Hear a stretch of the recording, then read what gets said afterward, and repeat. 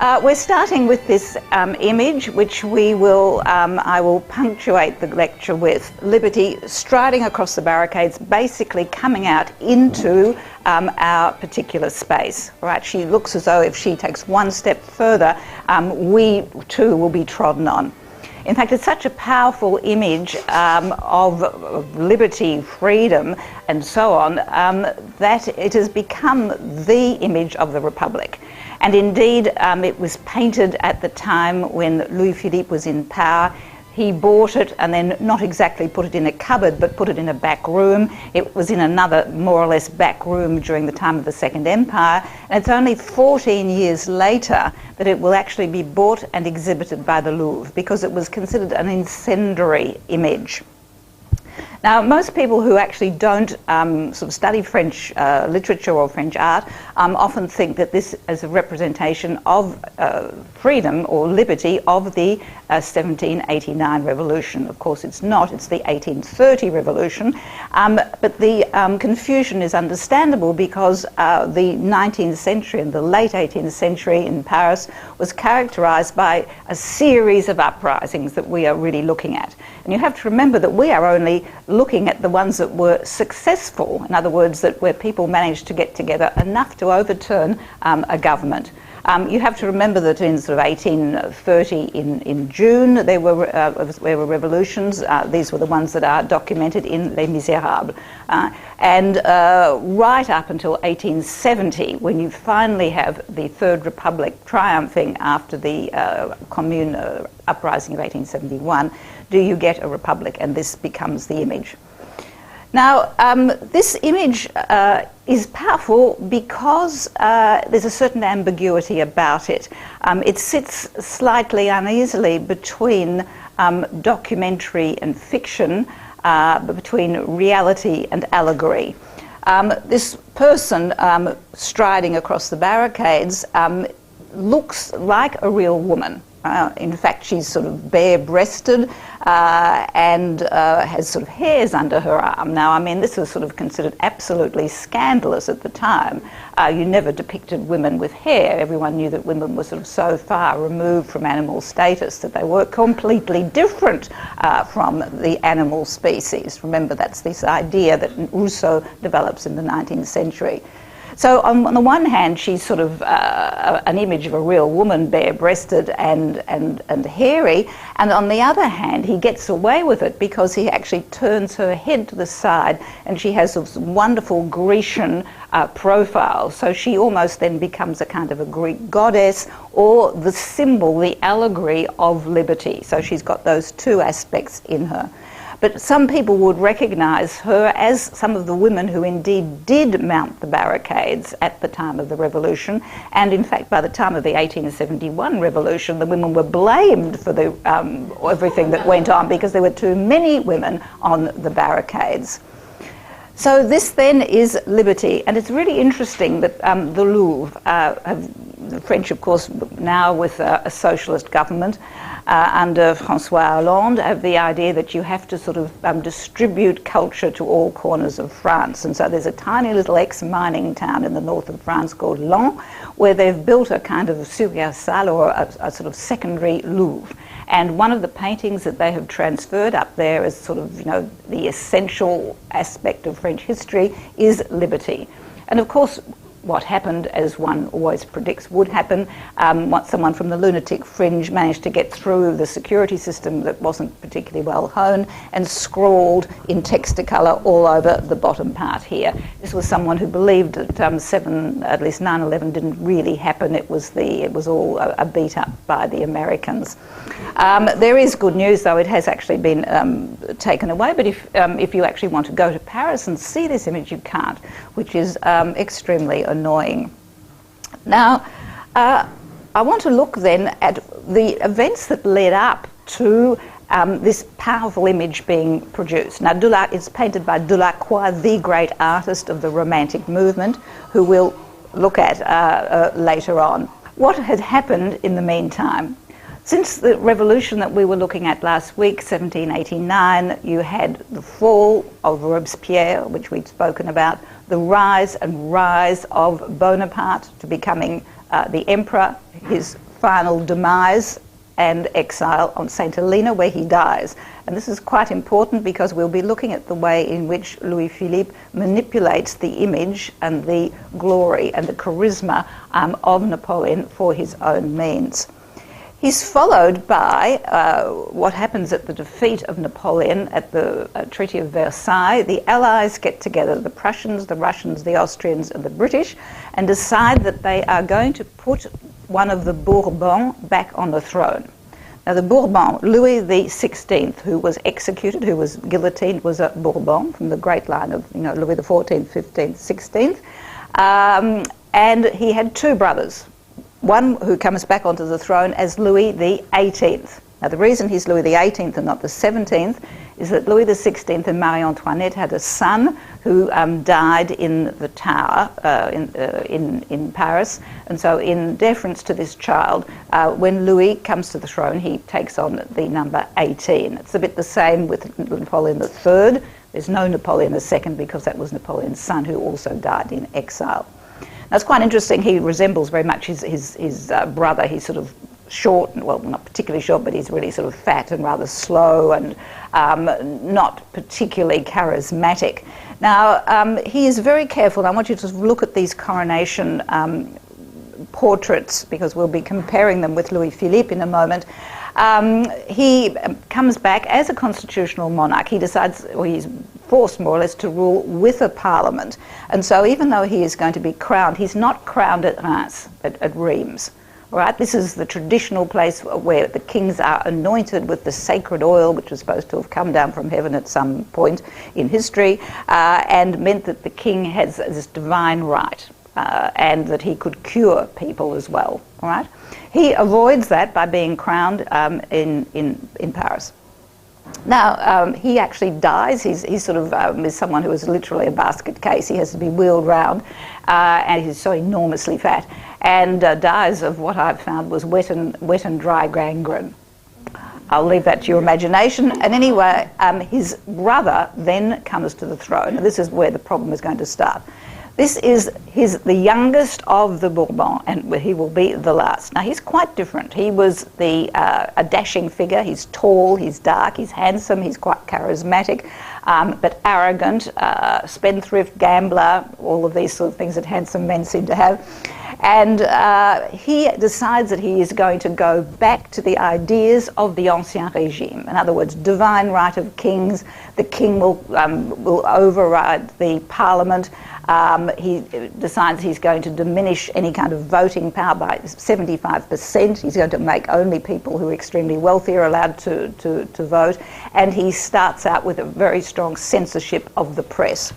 And he goes to have himself, let us look at this coronation. You can see it very different from the one before. There's an emphasis there on the fact that he's the king, but here it is absolutely foregrounded, the crown and the hand of justice.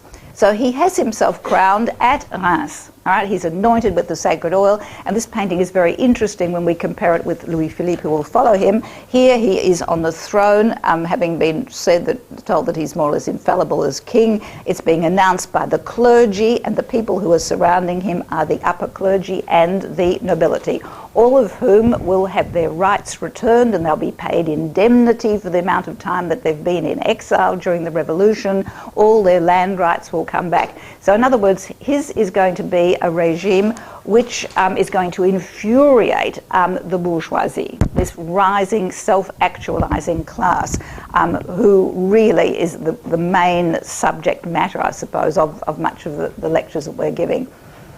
So he institutes these things. The last straw is cutting down on the freedom of the press, and there is this uprising. It was one in June, and then finally in July you get the 3 glorious days, les trois glorieuses. These were the days of July, I think it's 27, 28 and 29th, when the people rise up and take to the barricades.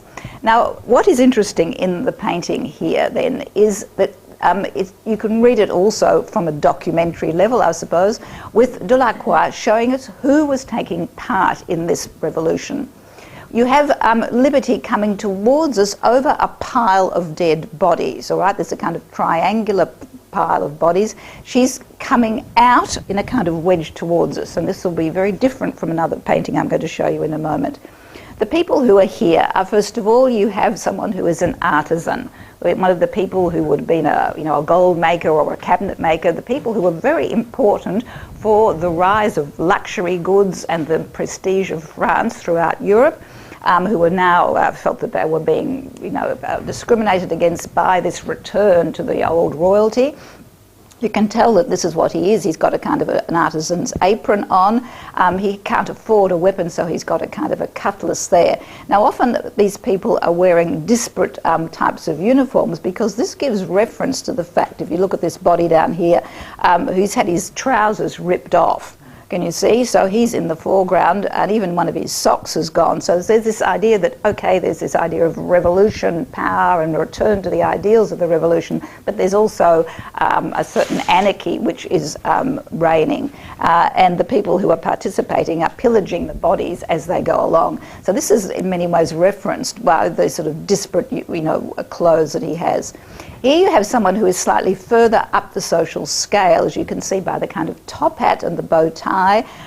He's sort of kneeling with a musket, and this would have meant that he would have had quite a reasonable income to be able to afford a musket. So he would have been probably a craftsman. He might even have been someone who was a notary or in the lower levels of the law profession at the time. Behind him, you actually have someone in a Bonapartist hat, and he would have been a student. Here we have a farm labourer who's falling down, who's wearing the same colours as the red, white and blue. The red, white and blue, of course, reference the fact that the red and the blue are the colours of Paris. Red references Saint-Martin, blue references Saint-Denis. And these are the colours of the city of Paris. When Louis XVIII was obliged to go to the town hall to say he would accept to rule, with the parliament, he put his white cockade, which white is the colour of royalty, over the red and the blue, and that's why you got the red, white and blue, the colours of the revolution. Over here you've got this little character who becomes sort of symbolic of this oppression of the Ancien Régime. This is Gavroche, the character who appears in Les Miserables, and he also is carrying cartridges which clearly he wouldn't have owned, and he has two pistols again which show that he would have had a bit of money. So he's clearly pillaged them from dead bodies like this elsewhere. Right? And over here you have another young person coming over the barricades. So in other words, this was a revolution of the middle classes, the working classes, the rural classes, all of those who felt that they were being discriminated against by this regime. Now this was a time then of great frustration for the younger generation in particular of artists, writers, the intelligentsia at the time, because everyone now has a feeling that these extraordinary ideas of the revolution, and they were extraordinary, they affected absolutely everything, even the management of mental health, as we'll see. They changed the calendar, they changed the weight system, things that you wouldn't actually think of immediately. They feel that all of this has been wasted, all this incredible energy is going back. And so you get this painting by Géricault, Théodore Géricault, called The Raft of the Medusa. Now the Medusa was a frigate which was plying it on the way to Senegal. It was going to replace, I think the British had just given Senegal to the French, and the French were going to put in place their new governor. And it foundered on the rocks, and the reason it did was because the captain was an aristocrat who'd come back after 16 or 20 years living in Ghent, knew virtually nothing about seacraft at all, spent most of his time on deck entertaining the ladies, and didn't listen to his captains and the crew. So this was an example of the going back to the old Ancien Régime, the unfairness of society of the time. And Géricault grabs hold of this newspaper article and decides he's going to put his career along, lancer, what's the word, get his career going with this sensational matter. He studies the raft that was constructed. Now what happened was that the ship went down, all of the officers got on the lifeboats and went off. However, there weren't enough room for the riffraff, so 147 of them were put on a makeshift raft and were going to be towed. They had no water, they had one barrel of biscuit and a little bit of wine. After about a quarter of an hour, the officers in the towboats cut the rope and they were abandoned to the high seas. Only 15 ever survived, and of them 10 only survived a few days. And it took them, I think it was 13 days at sea, during which they sort of lived in the most appalling conditions. And the conditions and their survival and the whole story was very much in sync with this beginning of this art movement of the time, Romanticism. This idea of living at the extraordinary edge of life, just teetering between life and death, and the emotions that are generated by extraordinary situations. So there were scenes of cannibalism, there were people being murdered, people being pushed overboard, and in fact some of the people who finally survived became insane. Now, what you actually have here is, if you remember the painting that we looked at a moment ago with Liberty coming out towards us with the dead bodies, here you have the same structure but going in the other direction. Do you see that? The triangle going the other direction, but the same bodies virtually here in the front. Now, Delacroix was a young man when he first saw Géricault painting this in his studio, and he was so enthused he sort of virtually ran all the way home and did sketch upon sketch of it. So when he actually will do his great manifesto painting, he calls on the structure that he has seen in the raft of the Medusa. Now, what you have here are two structural triangles. Actually, if you analyse the structure of the painting, it actually leads you to the meaning. There's one large triangle which goes up to the apex here and comes down there, and another large triangle which goes up here and is secured by the guy rope there. This one references man's reaction to this extraordinary situation, and the other one references nature. Now, what is happening with nature? It's a storm, all right? In actual fact, it wasn't on the day that it happened, but it doesn't matter. This is how the Romantics are going to see it. So this goes back to the idea of Rousseau, of course, that man is in sync with nature, that this is his natural habitat, that it is, remember what we spoke about last week, man is born free, but everywhere he is in chains. It is society that's put him in chains. Back in nature, there is this natural feeling of empathy that one has. So here, nature is in tumult, and so are these people. Now, if you look at this, you actually have this rising up here from the dead, the people who are absolutely dead. This one here is so dead he's falling off, and you have the impression that he's actually falling off into our space, right? He's going under the picture frame. All right, it's no longer just something framed nicely in the middle with a raft floating along. It's really coming at us. It's involving the spectator, and the spectator is supposed to feel these emotions of the Romantic movement, this heightened response, emotional response to the situation. So here they are going up towards this apex, the dead, the dying, and finally at the top you have someone who is vibrantly alive and who is waving a handkerchief, which tends to look almost red, white and blue, to the Argus, which is a ship which appears briefly on the horizon. But it is a moment of dashed hope, and this is this idea of the Romantics had of time, the time frame of life. We sort of all are born and we all die, and sort of, life sort of chuffs along in a monotonous rate. So to get out of this frustrating time frame, you need these extraordinary moments. I mean, to some degree, possibly what people have when they take drugs. I don't know, but I mean, imagine that's what it is to sort of live amazing moments, and which are totally outside the time frame. And in fact, this is what is happening here. These people are at the edge, really literally, of life and death, and unfortunately are disappointed. In fact, the ship comes back later and picks up the survivors. So the other thing that he references here is this character who appears in Dante's Inferno, and some of you who have been to Paris with me will have seen the statue of Ugolino in the Rodin Museum. He was supposed to have been imprisoned by the Pisans in a tower and starved to death with his children and grandchildren, and he actually eats them to stay alive. And so this then, referencing Ugolino here, references the idea of cannibalism that took place on the ship. I actually have quite a good novel written about this that I can tell you about if anyone's interested.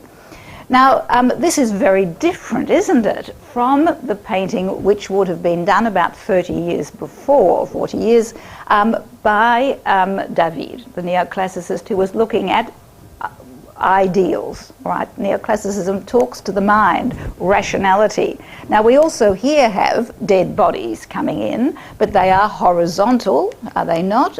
We don't see any of the gore. No reaction here from Brutus. He has taken a rational decision, and he is doing it from an idealised point of view. His emotions do not enter into the scene at all.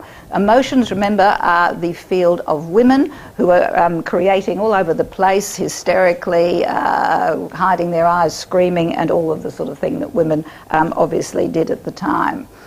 Now, getting back then to this painting, when Géricault was actually creating it, he wanted to make it as realistic as possible. So he actually gets the people who are the survivors, takes their memoirs, gets them to help construct the raft, but also he wants to get the dead bodies looking right. And so we have this obsession with death that is one of the aspects of Romanticism, which we'll look at in detail in a moment. So he used to walk across the street to the morgue, and in fact it wasn't a morgue, it was a hospital, which was virtually the same thing, and pick up a few severed limbs and would bring them back to his studio. People couldn't come in because of the smell of rotting flesh, and he'd actually sketch them as they rotted and disintegrated and so on. And he went even further by getting guillotined heads to make it extremely realistic. Now, it's not just a desire for realism, it's this fascination with the extraordinary, with the other side of life, the dark side of life, that is something that is very important in Romanticism. And in fact, death is one of the major themes of their art, particularly the relationship between love and death. Now, if you look at those dreadful heads in comparison to David again, David, the great artist of the neoclassical times, we have a dead body, but it is an idealised dead body. Remember, this is Marat, the leader who's been assassinated. He's the hero. He's the body as the martyr. But he has the stigmata of Christ. The light is coming down on him, and the serenity of his expression is extremely important. So there's not the dramatisation of the morbid that you have in Romantic art.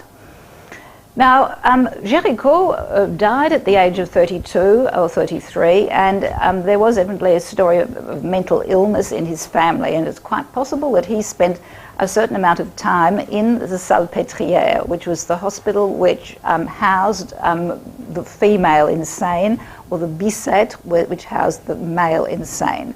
And at the end of his life, he produced 10 portraits, 5 of which still exist, of the insane. And this is an extremely important development in art. First of all, you have this is a portrait of a kleptomaniac, but all of these people were people who were supposed to have what was called monomania. Now, up until the beginning of the Romantics, when they start to look at these people who have an exceptional view of reality, not the boring view of reality that everyone else has, mental conditions were considered often, as in medieval times, to be produced from, possession. It was a spiritual explanation. In other words, it happened from the outside. It wasn't an internal state. And also, you had the idea that the single idea of the soul and the single idea of the mind. There was the mind, it wasn't something which could be divided. So once you get Esquirol in 1810 talking about monomania, it shows that there can be parallel behaviours, or in other words, parallel aspects to the mind. And it's actually the beginning, I suppose, of what will finally end up with Freud, you know, at the end of the century, the fragmentation of the self. These monomaniacs were people who operated on a normal plane most of the time, but had one characteristic obsession which characterised them. This man was a kleptomaniac. Another one was someone who was a gambler. You have erotomanias, you have people who light fires. All of these things were considered as partial madness. And he divided it also into intellectual and emotional madness, and people who had what he called an idée fixe, a fixed idea, an obsession, who pursued an intellectual possession. I'd be there. I mean, I'd be out at the Salpêtrière, but, you know, there's no, you know, with this obsession with Napoleon. I mean, it's just a research topic, but, you know, this is the sort of thing, you know, this woman's not normal. Well, I mean, maybe they're right. Anyway. So what you have here is a really intense portrait, and it's the portrait of an individual. Right, there is nothing happening to locate him in any time or place. It's an eternal vision of a man. There is no behaviour that's going on. All right, this was what was connected with the mad. You know, they all scream and agitate and yell and carry on, whereas this is a perfect stillness, and so madness as being an internal state or a different vision of the world. All right, and there's certainly, it's a respectful look at someone who sees the world in another way. Now, Esquirol, or at least Géricault, painted these for a friend of his who was working as one of the we would call psychiatrists at the time, Georget, who used these with his students. And so encoded in this image ideas about madness that we probably can't pick up, but which he was training his students to pick up. So it's an interesting portrait because it's going to link very much this idea that the Romantics had of the genius as someone totally different from the normal run-of-the-mill. And so this is why you have the interest in the insane, and in fact there was the idea that geniuses in fact were insane as well, insofar as they weren't normal.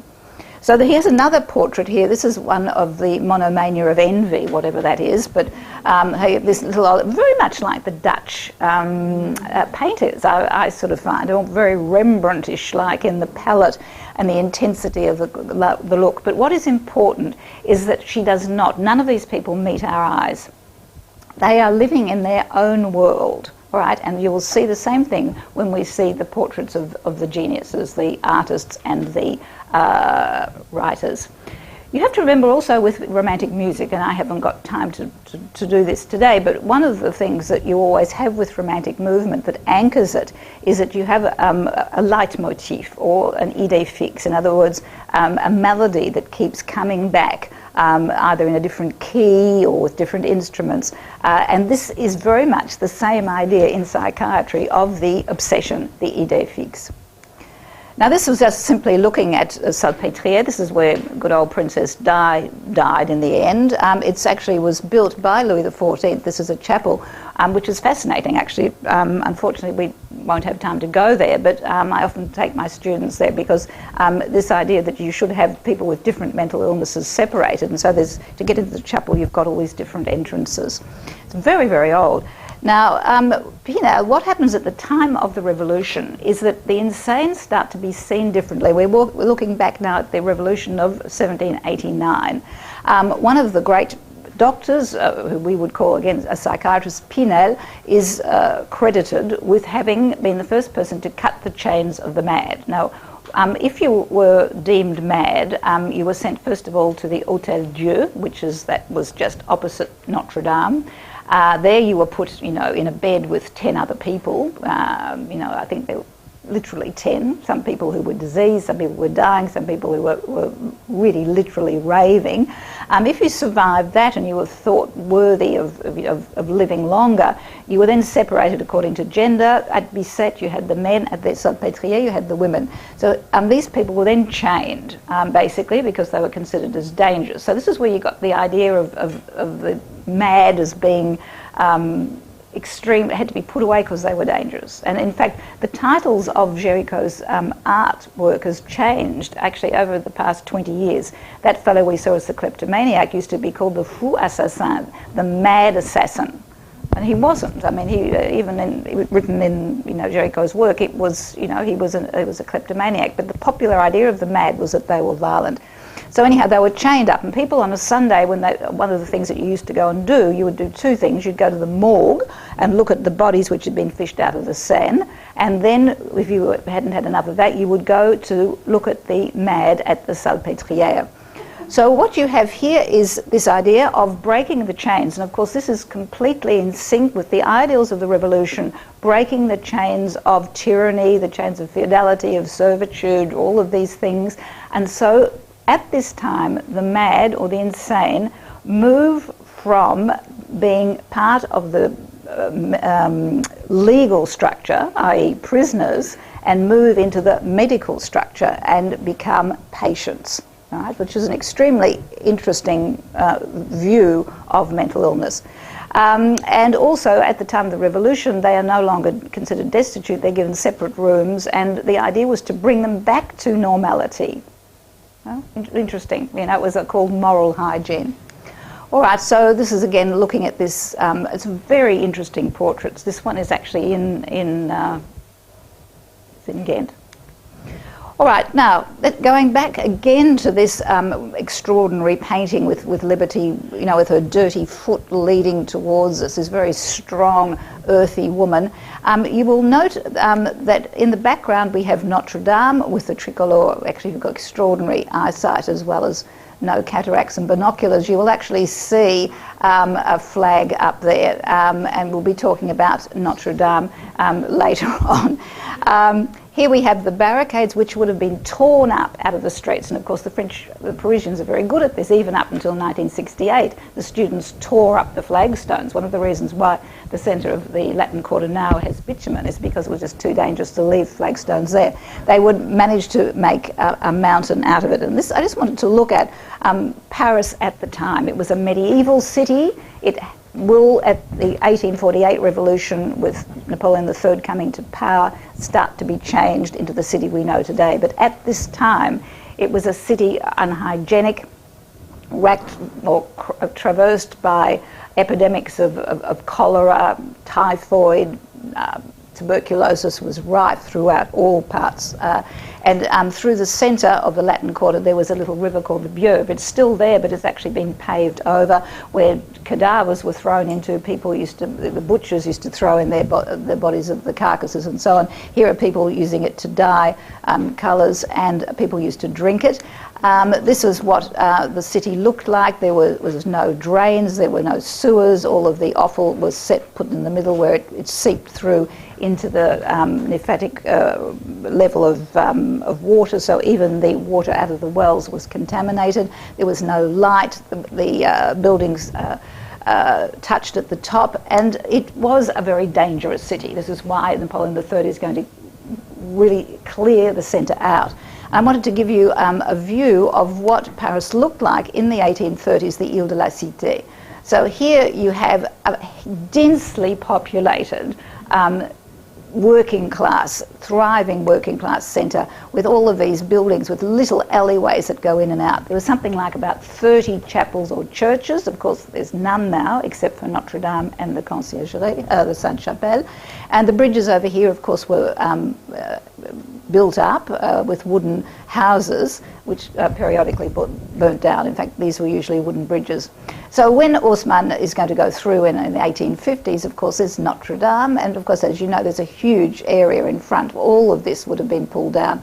And over here, you have this building here is the Hôtel Dieu, which was on either side of the Seine, just near Notre Dame. So people were blessed at Notre Dame and then left to die at the Hôtel Dieu. When they did, they were tipped into the Seine. All right, so it was a dreadful place to drink. Now you can see all these bridges with houses on them. these would be demolished, particularly at the time of Osman, to give a view of the river. So it was a very dangerous city, and in the 1830s you will get this massacre which goes down, it was depicted by Daumier, the massacre of Rue Tournonia. This is where people were dragged out of their beds, the whole family was dragged out and murdered. And you'll notice the way in which Daumier places this body. Do you remember this position? Well, you do. You've just seen it 5 times. It's on the raft of the Medusa and on the barricades of the Liberty leading the people, right? But it's just turned around the other way. So it's really interesting when these artists actually want to depict, moments of heightened political fervour, they constantly go back to the same motive. Now, what actually happens at 1830? What is the result of this revolution? Well, there's a certain hesitation, but finally it is decided that the Bourbons will not be allowed back into power, and they decide to elect the cousins of the king. Now, so you had the Bourbons, who were the legitimate monarchs, Louis XVI, Louis XVIII, Charles X. They decide that they're not going to take them on, they will take on the Orléans family, who were the cousins, and these are the people who lived in the Palais Royal, right? And remember, there was Philippe Égalité, who had voted for the death of the king. So Philippe d'Orléans is elected as, and he's put in his position by a triumphant Republican group, because they were not confident enough that they could have a stable government with Republicans. And so he is foisted on the throne. Now you notice he calls himself the King of the French, the Roi des Français, not the French King. Do you see the difference? He is operating for the French. He no longer has in his body the infallibility and the royal right of kingship that the Ancien Régime had claimed. And so you will notice that he, in this particular portrait of himself as king, there's no crown, he's in a uniform, he's not in robes, and he's in a kind of a council chamber. This is because he is going to have to rule with the parliament, right? Most of his powers have been taken away, right? So he is welcomed, I just want to sort of show you some of these images, welcomed with the tricolour. He comes up to the Hôtel de Ville, and there is still great disquiet amongst a whole series, or a whole group of the Republicans. They've sort of felt, well, look, we've finally got the revolution going, we've won, why are we putting a king back in power? And the person who actually consolidates the moment is Lafayette, General Lafayette, who of course has fought over in America in the War of Independence. He is the hero of the two worlds. He comes up, he invites Louis-Philippe up onto the balcony of the Hôtel de Ville and embraces him underneath the tricolour, all right, the flag of the Republic. And so this is the first time that people say, Vive le roi, long live the king.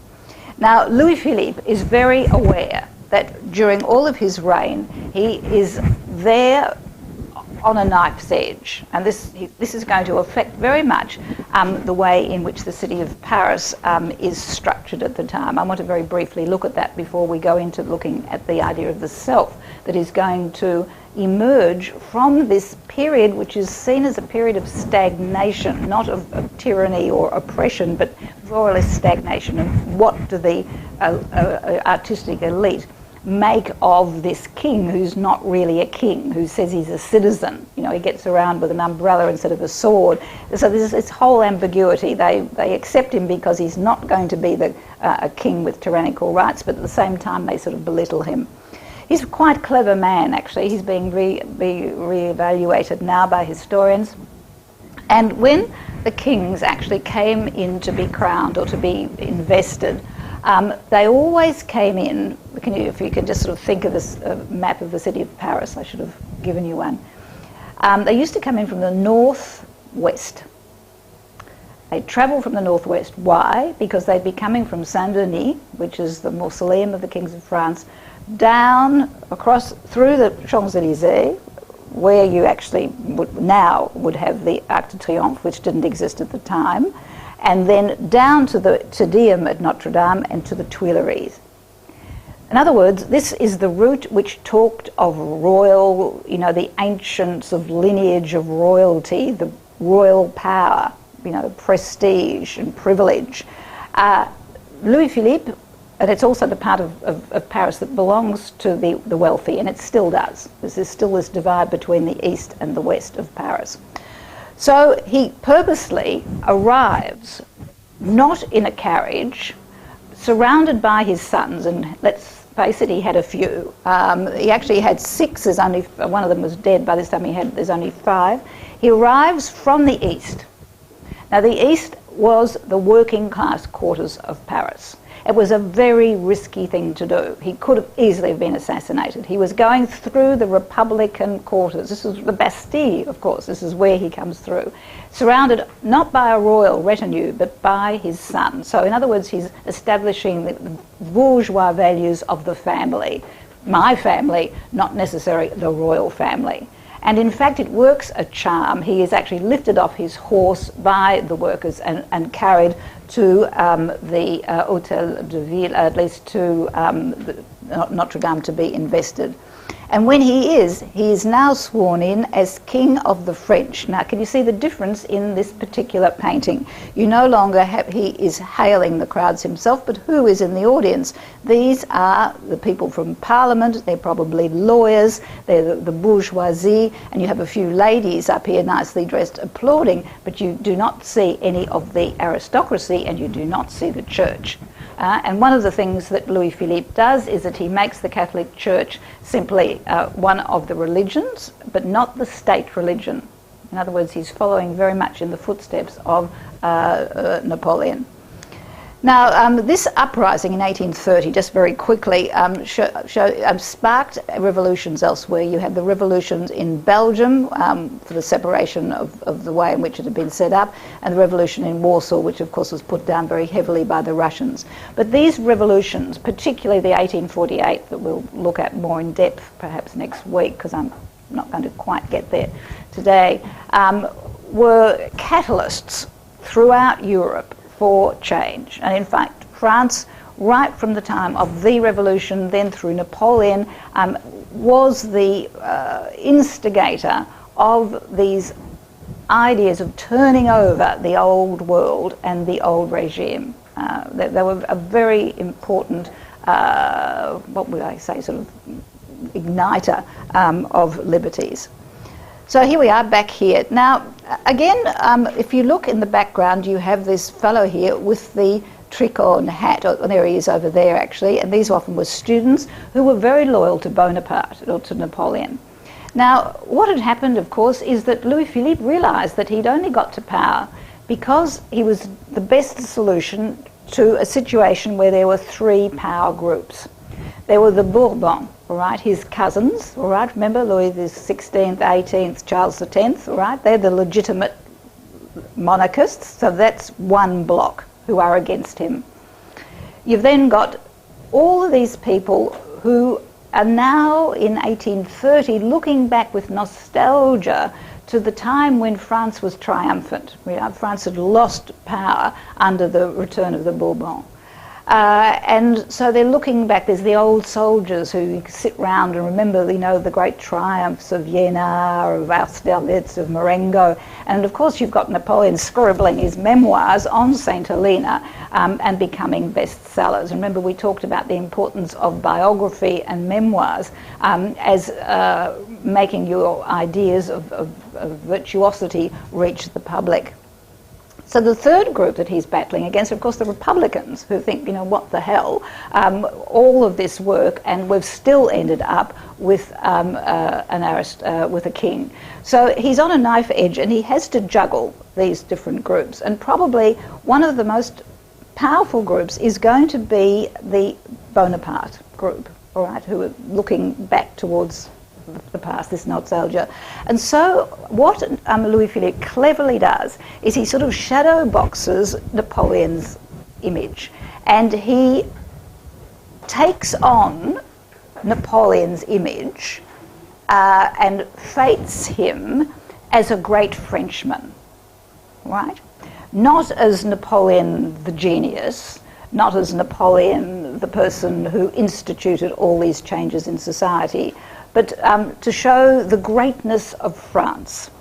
Very clever. And to assuage the people who are now sort of feeling frustrated by the lack of, economic expansion and so on, this has the brilliant idea of bringing back the body of Napoleon to the Invalides, which of course you see here in its 8 coffins.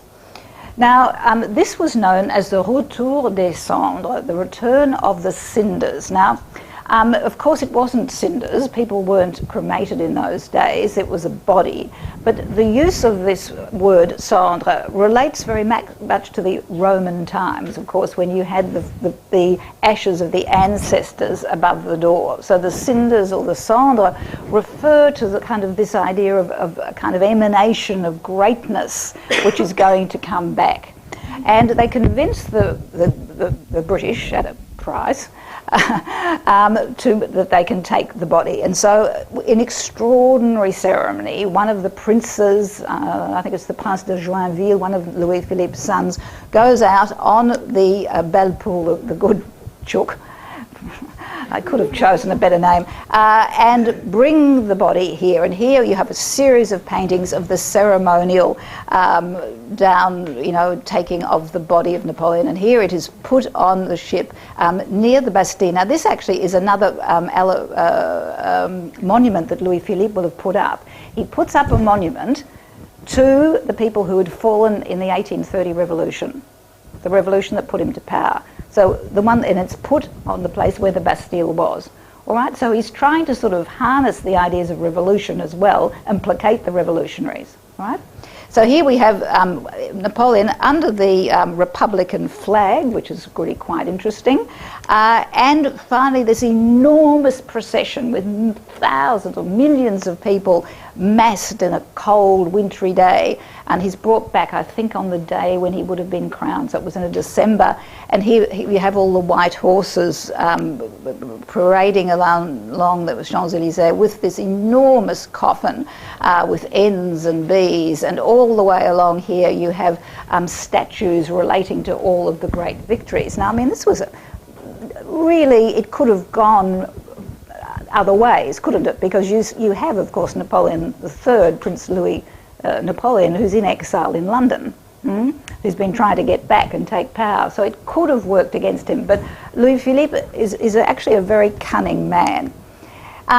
Also, with this idea of annexing the legend of Napoleon, you know that you have the Vendôme column, which is in the Place Vendôme, which Napoleon had built as a copy, more or less, of the Trajan's column in Rome.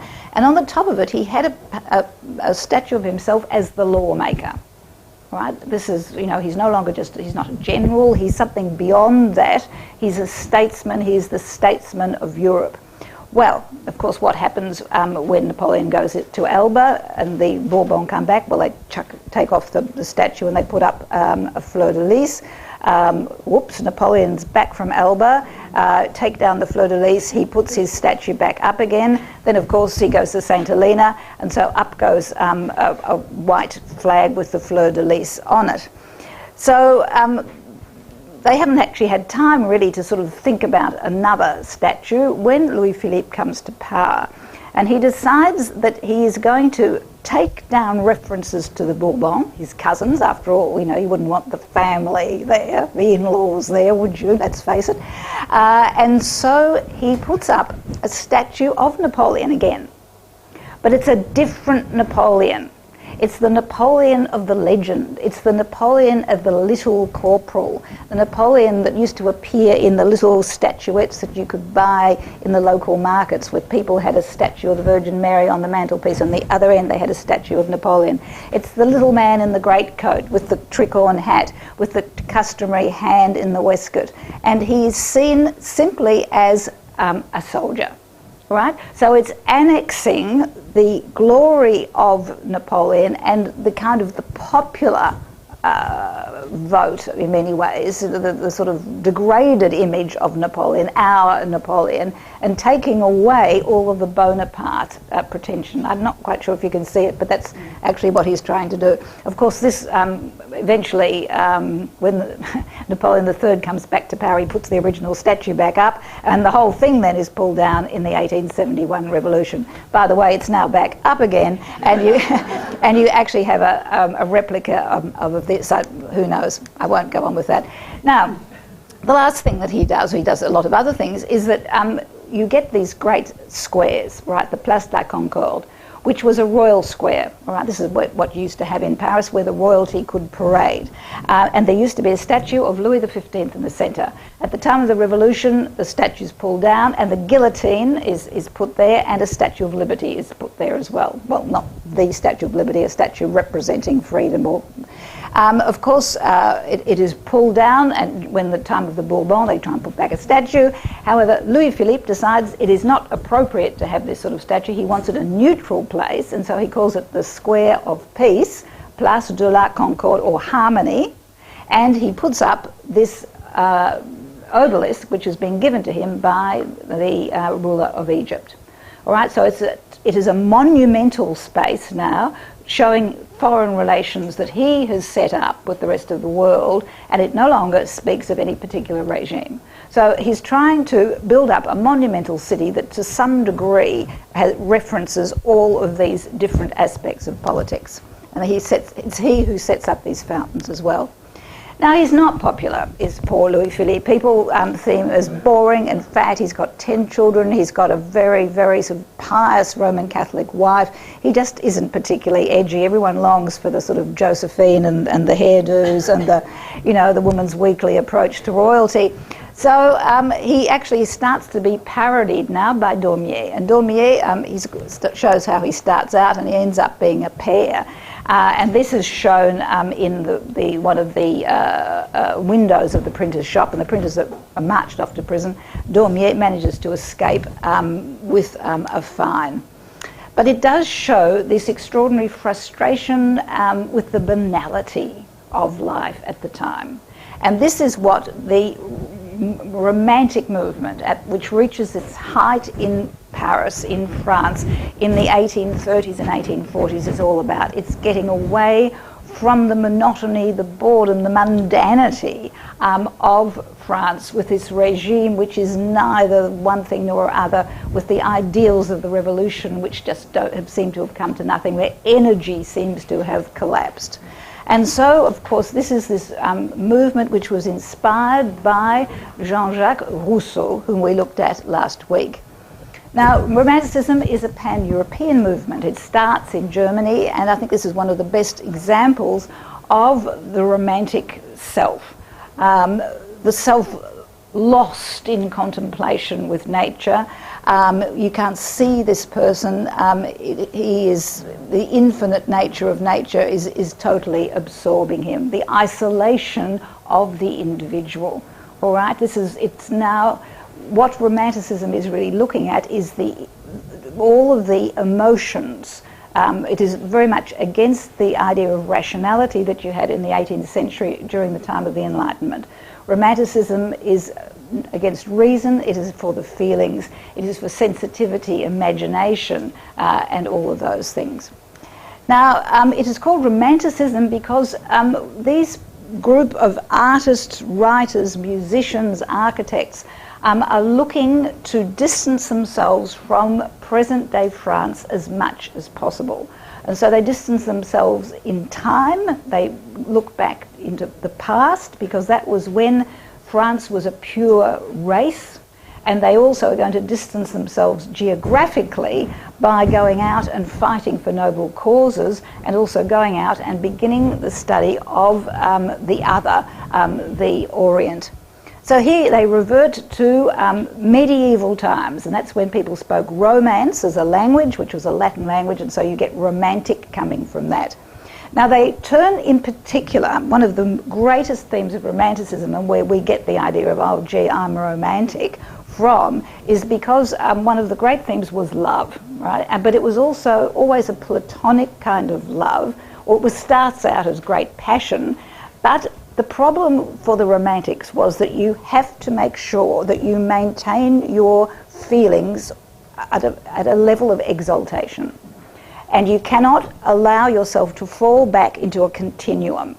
Now, if you sort of consummate your sort of passionate affair and you wake up 30 years later and think, what was I thinking at the time? You have fallen back into that boring time. However, with these great lovers, these pairs of great lovers, you actually, and I hope I'm not you two, I'm not talking about you two.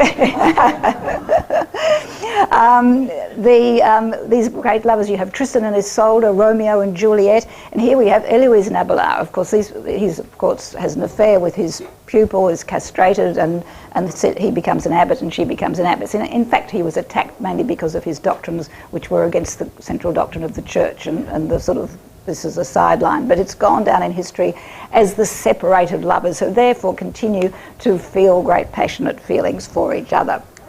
So it is exemplified, and I know a lot of you have seen this painting with me before, but I just want to go through it because it exemplifies all of this idea of unconsummated love, which will work wonders throughout one's life. This is the story from Chateaubriand of Atala, who is a maiden out in the Mississippi of all places, and she meets, what's his name? I'm going to think his name, Natchez, one of the Natchez, and he falls madly in love with her, and they decide in the wilderness that they're going to get married. And while he goes off to find a priest to marry them, and he finds one out there in the Mississippi, he comes back and finds that she has committed suicide. And this is because she's taken a vow to be a virgin all her life. Now, why she was going to get married, I mean, that's passed over a little bit. Anyway, what we have here is the moment when she is about to be buried. And we have the corpse of Atala, which is an eroticized corpse, all right? She's now more beautiful dead than she ever would have been alive, and if she'd sort of continued to suffer the ravages of time. She's become an idealized object of passion, which will transcend time completely. But it's interesting the way in which the winding sheet is around her feet, but of course it's slipped off her breasts, all right? And you can see the form of her, even her nipples coming through, and the hair falling down. Now, on either end, you've got the two aspects. You've got religion with the old man and his grey beard on her head, and here you've got the lover, or the would-be lover, grabbing, he's half naked, grabbing her legs, and his hair's actually traversing rather dangerously towards the middle of her body. So there, in other words, and he actually is so exalted by the sacrifice that she has made to these ideals that he is converted to Christianity and lives the rest of his life mourning his dead beloved.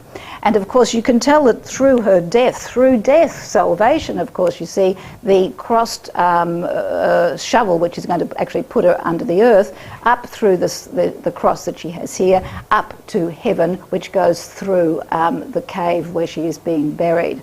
So this then is this idea of the ideal corpse, and it's one of the reasons why you get this fascination with death in the Romantic movement.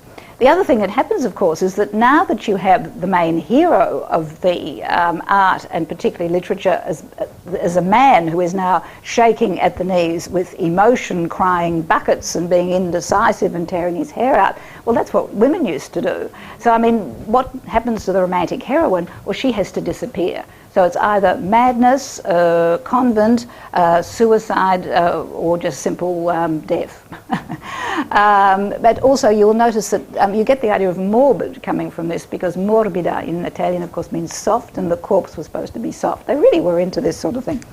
All right, so we now look at the cult of the genius, which is another aspect of Romanticism.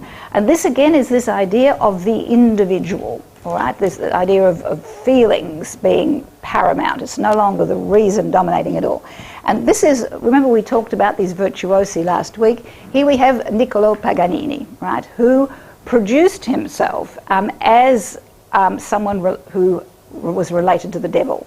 All right, that's where you get the word little pagan, Paganini, because he could play with such virtuosity. It was considered that no normal person, all right, again, this emphasis by the Romantics on the exceptional, all right, only the genius, or perhaps possessed by the devil, can play like that. And so he made the most of it. He suffered from syphilis, and syphilis at the time meant that you were being treated with mercury, which often meant that your jaw was being eroded. And he used to actually wear white paint. So he'd appear on the stage, in black with this white paint and stand stock still. Then he'd get out a little box and he'd get out some glasses that were blue glasses, and he'd put them on, which would make it look as though he was a skull with 2 holes for his eyes. And then he'd bang his foot and he'd start off, and everyone sort of felt that this was, the work of the devil. And in fact, the church wouldn't bury him. His corpse was taken from pillar to post for a number of years before it was allowed to be buried in sacred ground. All right. Now I want you to look at this painting by a romantic artist. This idea of the exceptional, this raking light going up towards this inner vision, and this is how he's painted by. At the same time, quite plump, looking at us, typical Italian. You notice even the level of the bow, it's on a nice level here. It's not sort of contorted and virtuosic. So this is very much the way the Romantics saw these people. I won't have time to talk about Victor Hugo, but he considered himself as a romantic, as a genius. He talks about himself as the genius in many of his poems. But I wanted to revert back to this idea of the alternate vision that you got with the insane. And you come now to Delacroix himself. Now, Delacroix is considered probably to be the illegitimate son of Talleyrand.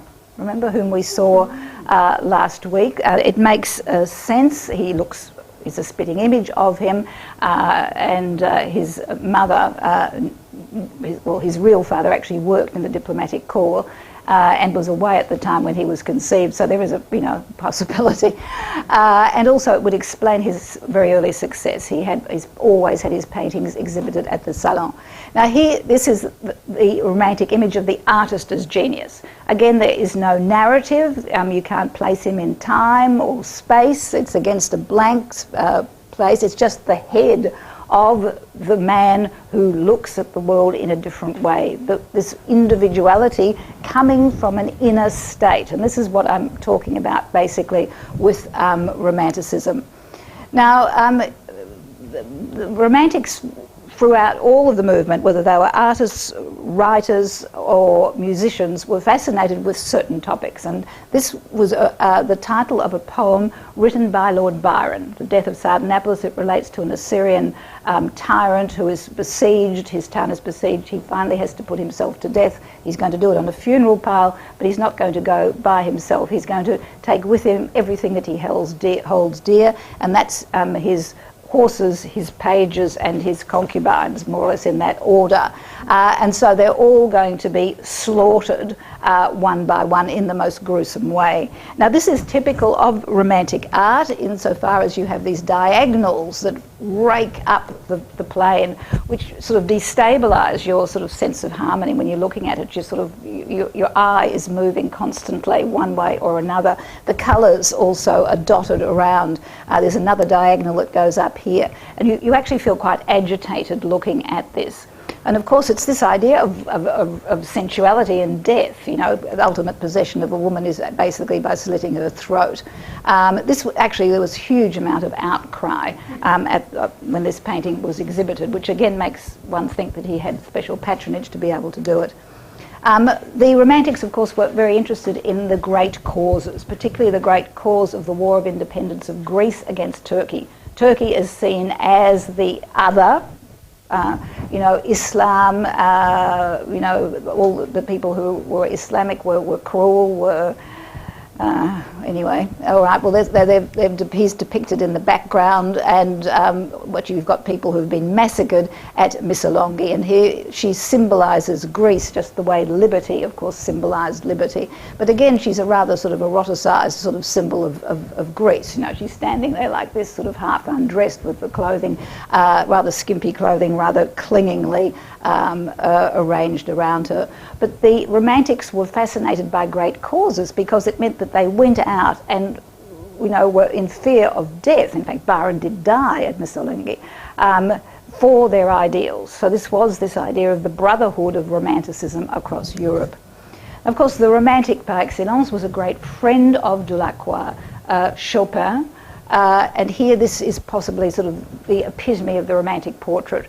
The bravura brushstrokes that you get with Delacroix. In fact, the Impressionists will be inspired by his technique, where the background really sort of is just totally plain, and the far-seeing visionary head of the genius stands out. And it's a very flattering portrait. When you actually see portraits of poor Chopin, he really doesn't look nearly as visionary or as exotic as this. But you notice that he's not looking at anyone, because he's looking into that sort of his own world, or into sort of a vision that we cannot see.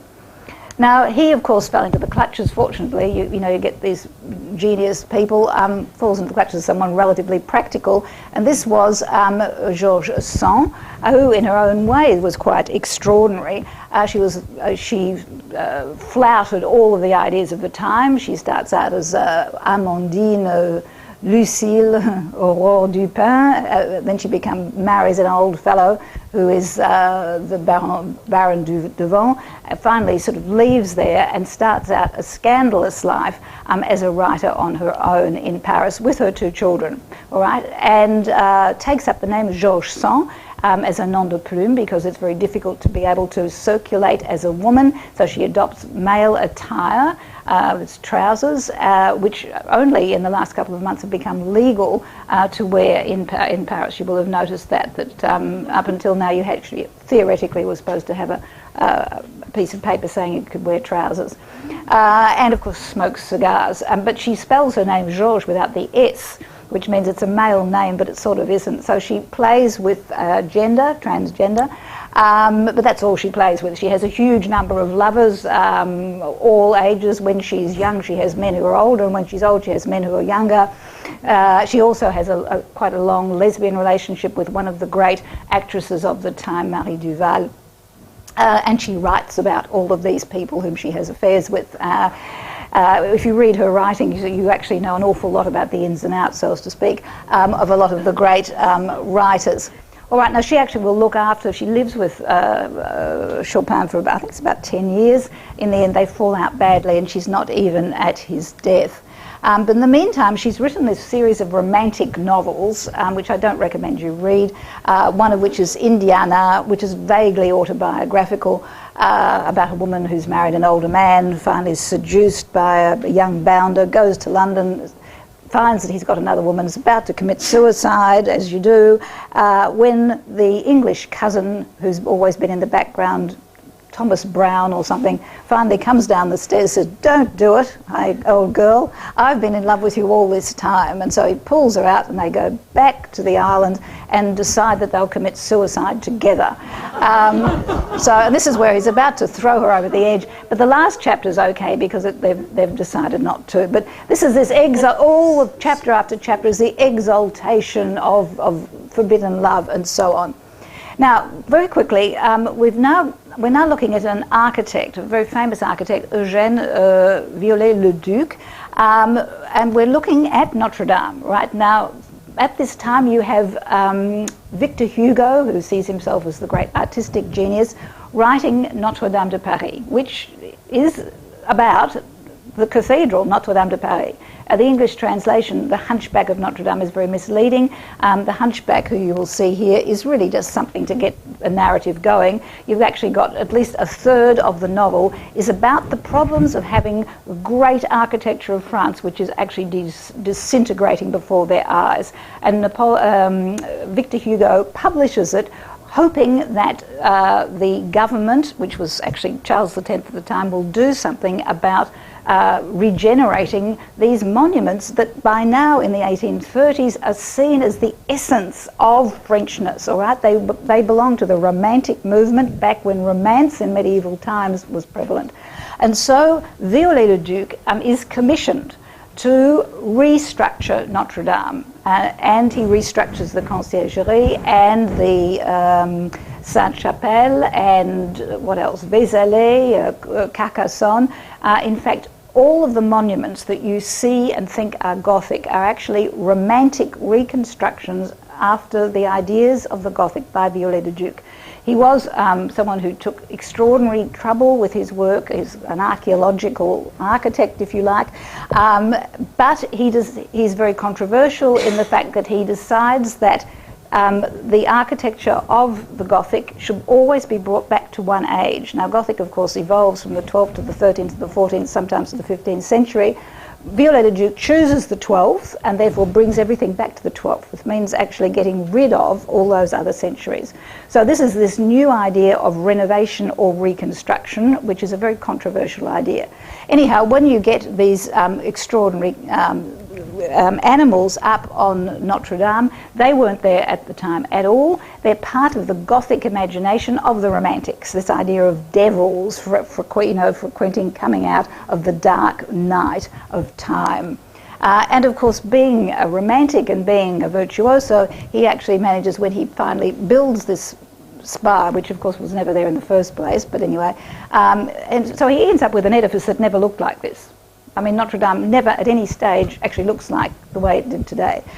He actually puts the statue of St. Thomas there as himself.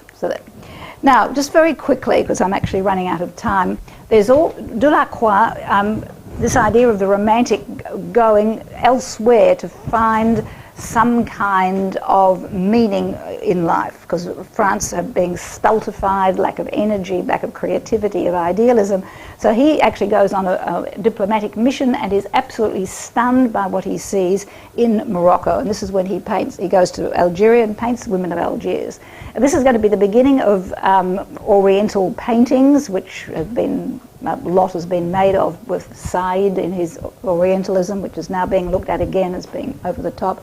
But it does mean, for our idea of the importance of the individual, is this idea of the Western individual.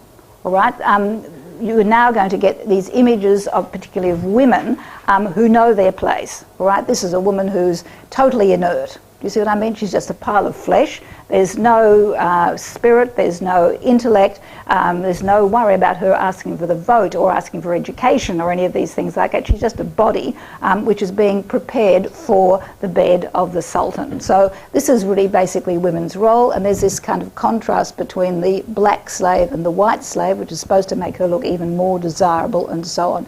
So it's reducing women, I suppose, to flesh, but it's looking very much at the Oriental world, the world which was being conquered at the time under Louis Philippe. And just very briefly, it looks like it's painted to look very exact, almost as though it's a realistic representation. But if you actually look at it, it's all extremely ambiguous. So you've got this magnificent sort of decoration here in the background. But if you look very closely, you can see it's all cracked. All right, so in other words, it was Islam, created a wonderful civilization, but it really has fallen to pieces, and they've gone back into fanaticism. I won't say anything about that. And also we have the snake charmer here, who is sort of an ambiguous person. Is he a man or is it a boy? Is it a girl? You don't know. And you've got all of the paintings at the time are of Arabs sitting around doing nothing. Right, and so the idea was, thank God we're here, the West is there to bring civilization, bring the Industrial Revolution, bring a purpose in life to this decadent society. So this is very much this idea of the Western self. Now this is what I really want to get on to now. I might have to go over for 5 minutes. We've looked at the time in the 1830s, up until about 1840, of the self, particularly the artistic self, as being anchored very much internally, as a vision of the world, an intense internalized idea. By the time of about the 1840s, you have the rise of science.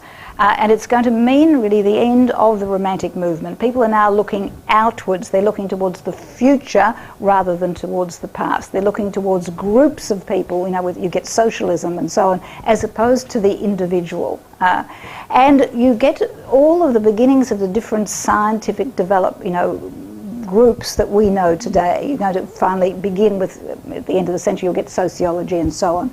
And so people are fascinated by measurement and by the way in which you can use measurements on the human body. And we briefly mentioned this importance of phrenology last week. And this was this idea that the inner self, in other words, the workings of the mind, and it's not just the mind, you can see that there are things such as amativeness, conjugal love, parental love, hope, spirituality, benevolence, things that really, you know, are states of emotions, really, evidently can be measured externally. And that's a very, very important thing, because the self, or the idea of what one is, now becomes visible and is externalized. And here you have the influence of morality and immorality on the countenance. So here you have a moral person. You have someone who works actually in the street, and there he goes to school, and then he studies, then he becomes an honourable man, and then he's an honourable old man. However, you can see that by the shape of his head. Someone who ends up on the streets, you know, becomes drunken, then he goes into vice and misery, and ends up a beggar with no teeth. You can tell them because of the way in which they look. All right, so it's an externalised view. Now, a little bit later, now, Lombroso was probably the founder or the forerunner of sociology. But he, because he sparked such a debate, he was someone who was interested in social Darwinism. Now, social Darwinism was this idea that, you know, we have Darwin's Origin of the Species, that you are perfectible, that man is you know, evolving, but it's survival of the fittest, and this is what the social Darwinists latch onto. So if you are at the bottom end of society, because this is the way in which it works, it must mean that you were born to be there. There was no such thing as social influence on your position in society. He also works with anthropometry, in other words, measuring of skulls. And he goes into the prisons, in particular the prisons of Verona, but also in Sicily as well. And he sort of comes up with the concept of the criminal, which of course is going to be, you know, torn down later. And you can tell a criminal by their physiognomy. And criminals are people who have reverted to a savage state. All right, they're sort of the ape in man is coming forward. And so you can tell criminals by ape-like constructions of their face. Low foreheads, long arms, then things, for example, asymmetry of the features and aspects like this. And so after huge studies of severed heads and all of these, he came up with these ideas, a robot kit for how to spot a criminal. And one of the things is that they had big ears. Now, what we do about Tony Abbott, I don't know. But here you have the big ears. Here you have the fellow up there who is a brigand, you know, a highway robber. Then you get the petty thief with the long nose. Then you get the fellow who lights fires. And here is his study of death masks of criminals that he'd measured very, very carefully. Now, he also studied the personality types of criminals. And he found that they felt no remorse.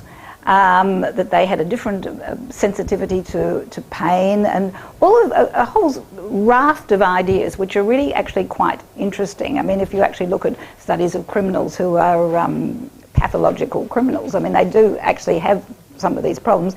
But also, one person that was interviewed quite lately said that people who actually do have asymmetric faces, particularly in rural communities or in perhaps underdeveloped countries, are actually considered or cast as outcasts, and often have to earn their living in a different way as criminals. Anyway, it's an interesting theory, which of course was debunked, because when his typical criminal from Sicily was short with a round head and was very dark and large dark eyes, and then the fellow from Sweden said, well, it's funny because you see in our prisons, all our prisoners are tall, fair-headed and blue-eyed. So, you know, and that actually sparks off the debate about the nature of criminality. Is it something external that can be seen? But anyway, it comes into art, as you can see, with Degas, with the sloping foreheads of all of these women. And this was the idea that prostitutes were born at the lower end of evolution, and you could tell this by their low brow. So even up into the First World War, you're getting people being measured for compatibility, for service, and to see if they had criminal features, which would act against their being good soldiers. I'm not sure that it would really, but anyway.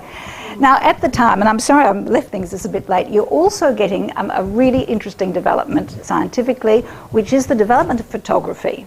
Right? Now, photography, of course, is the ability to fix an image. Right? It is to be able to fix an image which will last throughout time. So you no longer have to have these extraordinary moments of passion and all of this to be able to live as you were in the past. You now actually have an image of yourself. And this is Daguerre, who starts out in the 1830s. This is a portrait which is done of him in 1844. But by 1832, he and Nepies have developed a system where they expose a piece of copper coated in silver to crystals, I can see you're all fascinated by this, of iodine, which actually produce silver oxide. And it's the silver oxide which actually forms the image. Now, this took too long, and so only the wealthy could do it. And so they actually then found a system where the first latent image, which actually appears after a couple of minutes, can be produced if that image is then treated with mercury heated at 75 degrees. Can you imagine, people would have died very early, and then fixed with salt water. And so this is the daguerreotypes that you are going to get, which are then placed under a piece of glass. As you go out, you can see I've actually got daguerreotypes of my family over there, these very, very old images. Now, this is the first image of a street, and there's no people in it because it took so long, the people had moved, right? So you now get the great portrait photographer, Félix Tournachon, who does these terrific psychological portraits. This is one of himself. And I just want to quickly show you, this is what Delacroix really looks like, and it's amazing when you actually see the discrepancy between the painted portrait, particularly self-portraits, and a portrait done. He really looks like a crusty old gent. And here, of course, is this femme fatale, if ever there was one, who charmed every man. And of course, I even like this even better. It's just a bit catty of me, isn't it? Anyway, what is really, this is just showing the developments of it, what is really interesting about the development of photography is that it externalizes the image, and it means that if the self is located in an external image, it can be perfected and it can be changed. So the self as a continuing work in progress, and this of course is completely in sync with the rise of the bourgeoisie, this self-actualizing group in society who aren't born one way or another, aren't born with genius, aren't born with nobility, but are damn hard workers and can change their condition through manipulation of themselves. And so with the photograph, you get this ability to change, constantly change your image, and this really ties in with the rise of consumerism, all right? The ability to buy things which will change your appearance, all right? And what photography also does is that it develops a code of movements and gestures, I'll just show you, and the idea of respectability. What is respectable in clothing and gestures is propagated very quickly. And of course we've got the ultimate system of that now, really, I suppose, really with Facebook and the way in which you update your profile constantly one way or another. So this is then the self has migrated from this inner sense and this idea of amour propre that we looked at in amour de soi-même to an externalized set, which works very much for the bourgeoisie. So you now get Desderi, something a little bit later, about 10 years later, perfects the art of working with paper. The daguerreotypes become too expensive, and you get these cartes de visite, where you get different poses. And so do you see what I mean? There's the personality of the person coming through, but also the idea of movement. You can see this here. Now, what I just want to quickly get onto is, of course, with the photograph, you can seize the image before it disappears forever. And it's also very important because what did one look like? what was the conception that you had of yourself up until the time that you actually had photography and that you had mirrors? And mirrors really don't start to be mass-produced until about the middle of the 19th century. The wealthy had them, but really, for the average person, seeing themselves in the mirrors was probably the first time would have been in the great department stores. So apart from looking at yourself in puddles, I suppose, you really relied on someone else to give you your idea of what you were. It was a very amorphous concept. And if you were wealthy, you'd have your portrait taken like once a year, you know, with me with Prue's portrait of me. I wonder what people would think of me. So what happens with photography, of course, it liberates art. You go to get the Impressionist movement, you no longer have to paint exactly what's there, but you can seize the last image of loved ones that who you didn't have time to paint. And so this is where you get post-mortem photography, where people are posed as if they're alive in these particular portraits. So it's not as though you have a portrait of a person in a coffin where they're obviously dead. Here it looks as though she's alive, and she's of course not, but she's in her favourite chair with her favourite blanket, and these were then sent out as carte de visite. And you actually find them in people's photograph albums. With people were very matter of fact about the whole thing. You know, one of them actually said on the back of it, you know, here's a picture of our poor Lizzie. Hope you got the tomatoes. Anyway, in particular, what you get are portraits of children, post-mortem portraits of children whom really have not had time to have an image of. And this abounds. This is clearly, this was actually shown in the photographic exhibition as a mother and daughter. I mean, to me, it was so obvious what it is. But I think people don't like to talk about these things. She's obviously in mourning, and the child is incredibly stiff, as you can see. They used to actually have poles that they'd put up the back so that you could be kept in position. So this was this idea of seizing the last image. Now, oh look, I've just got to quickly do this. I just want to look at the spectacularization of the self. By now you will have seen that the idea of the self has migrated from the inside to the outside, and so it's no longer the priest who is the person who interprets your inner self and your confessions, and the person who you will turn to now is a doctor. All right, and that continues in many ways in our society as well. So this is a very interesting image. We're now back at the Salpêtrière Hospital, which is the hospital for the insane, for prostitutes, and for women that you just in general want to get rid of. So they're all in together. And it was here that you get the famous Dr. Charcot, who was very famous for some of the anatomy that he actually identified in different illnesses that he developed, but his main interest was in hysteria. Hysteria in women in particular, because all of these things like kleptomania was by now considered a female problem, and hysteria was too. He had the ingenious device of putting a clip on women's ovaries, and as they got more hysterical you tightened it up, and this was supposed to stop them.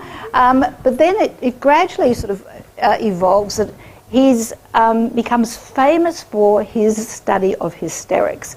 And he has a whole team of hysterics who he looks after and who he talks about on his Tuesday afternoons. And the Tuesday afternoons of Dr. Charcot are attended by all of the great people who will develop into psychiatrists. Freud will be sitting at the feet of Charcot. This fellow here in the apron is Gilles de la Tourette, you know, with Tourette's syndrome that you get coming from that. It's this interest in the insane or the illogical self, but as it is seen from the outside. So you're getting a kind of fusion of the two. And now again, a fascination again with the insane or the hysterical. And so these women used to come out and do their thing, all right? And they were photographed. That's why I'm sort of brought the two things in together. And if you go to Charcot Hospital, and I actually know the librarian there, she'll bring out these photographic files of these women who were photographed as they went through their act. You know, they were made up and the bells would ring and they'd come out and they'd go like this, and then he would sort of, you know, show she's in her first state of hysteria and now she's in her second state, and they all tended to be related to erotic events. You know, this is supposed to be, you know, begging, and then there's no you don't, as you can see here. Oh yes, you're wonderful. I mean, all of these sort of male fantasies, if you excuse my saying so, of being the basis of hysteria, which are sort of externalised by these great actresses.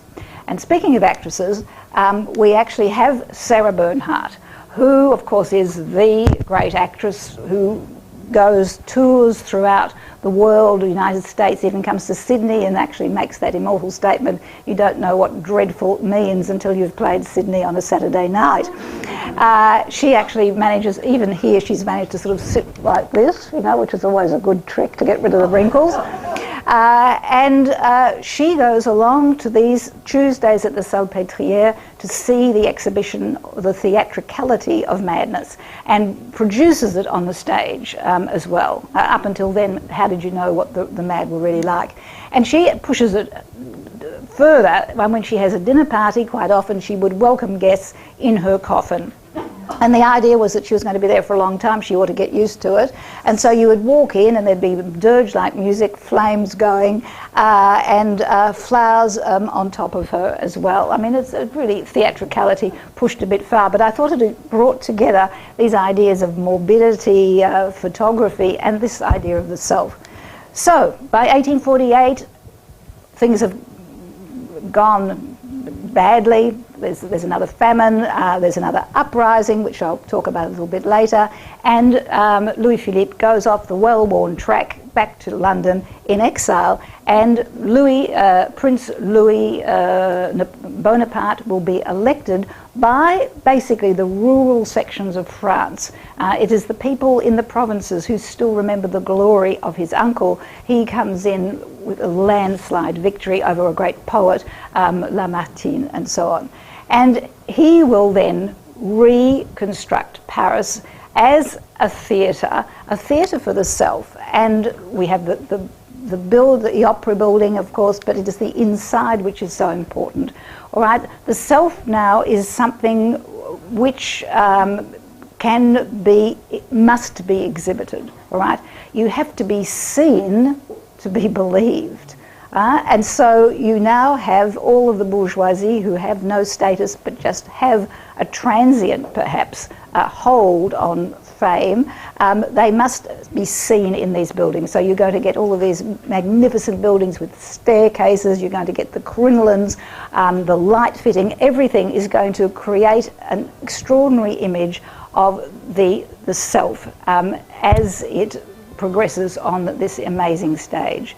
So by now you then have a kind of this idea of amour de soi, which we looked at with Rousseau, has become in these images of photographs really disappears, and you have the amour propre, this idea of pride and the identity of something which can be manipulated from the outside. There we go. Thank you.